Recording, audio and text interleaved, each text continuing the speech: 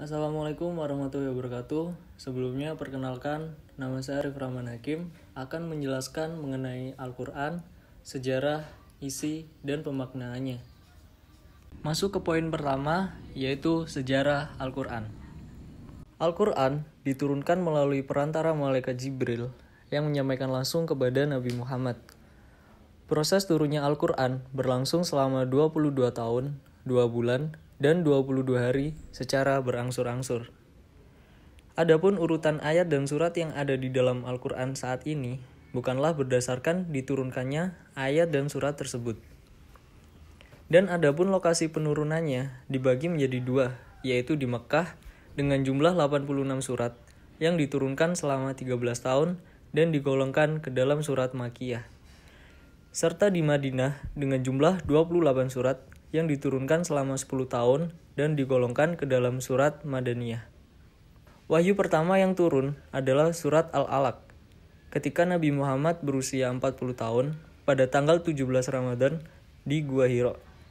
Dan wahyu yang selanjutnya diturunkan berjeda selama 3 tahun. Poin yang kedua yaitu isi Al-Quran. Pokok kandungan Al-Quran secara garis besar meliputi akidah, ibadah, akhlak, hukum, kisah, isyarat, dan dorongan untuk berpikir. Untuk yang pertama, akidah merupakan fondasi yang kukuh. Di atasnya ditegakkan bangunan syariat. Jika akidah dianggap sebagai fondasi, syariat adalah bangunannya.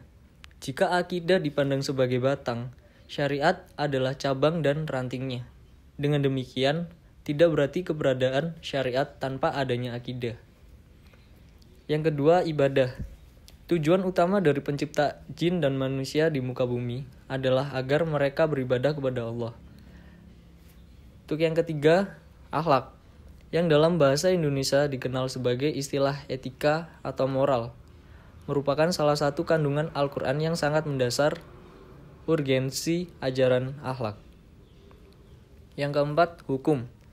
Secara garis besar, Al-Quran mengatur beberapa ketentuan tentang hukum perkawinan, hukum waris, hukum perjanjian, hukum perdata, dan pidana, prinsip disiplin dan musyawarah, hukum-hukum perang, serta hukum hubungan antar bangsa. Untuk yang kelima, kisah umat terdahulu. Kisah merupakan kandungan lain dalam Al-Quran. Al-Quran menaruh perhatian terhadap kisah yang ada di dalamnya.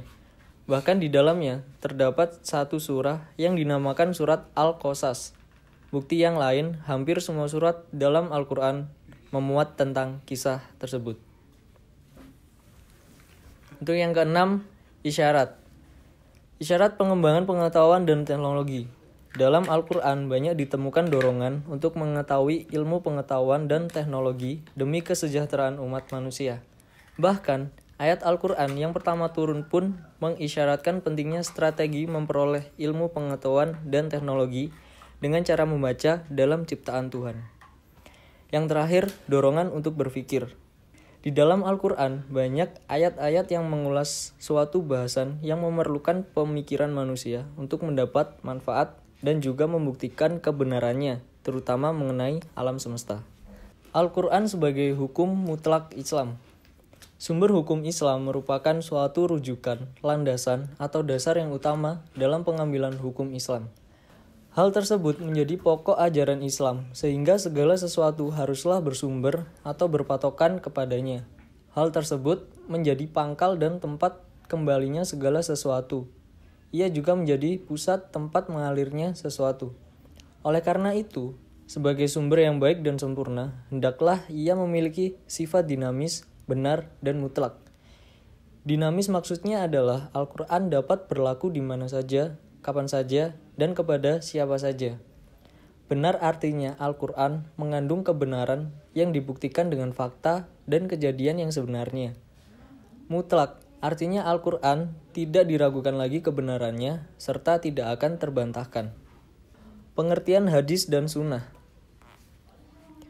Pengertian hadis atau sunnah secara bahasa, hadis berarti perkataan atau ucapan. Menurut istilah, hadis adalah segala perkataan, perbuatan, dan ketetapan yang dilakukan oleh Nabi Muhammad SAW. Namun demikian, ulama hadis membedakan hadis dengan sunnah. Hadis adalah ucapan atau perkataan Rasulullah, sedangkan sunnah adalah segala apa yang dilakukan oleh Rasulullah SAW yang menjadi sumber hukum Islam. Kedudukan hadis dan sunnah sebagai sumber hukum Islam. Sebagai sumber hukum Islam, hadis berada satu tingkat di bawah Al-Quran. Artinya, jika sebuah perkara hukumnya tidak terdapat di dalam Al-Quran, yang harus dijadikan sandaran berikutnya adalah hadis tersebut. Fungsi hadis sendiri terhadap Al-Quran dikelompokkan menjadi 4, yaitu yang pertama, menjelaskan ayat-ayat Al-Quran yang masih bersifat umum. Yang kedua, memperkuat pernyataan yang ada di dalam Al-Quran. Yang ketiga, menerangkan maksud dan tujuan Al-Quran. Dan yang terakhir, menetapkan hukum baru yang tidak terdapat dalam Al-Quran. Mungkin itu aja yang dapat saya sampaikan, kurang lebihnya saya mohon maaf yang sebesar-besarnya. Saya akhiri, Assalamualaikum warahmatullahi wabarakatuh.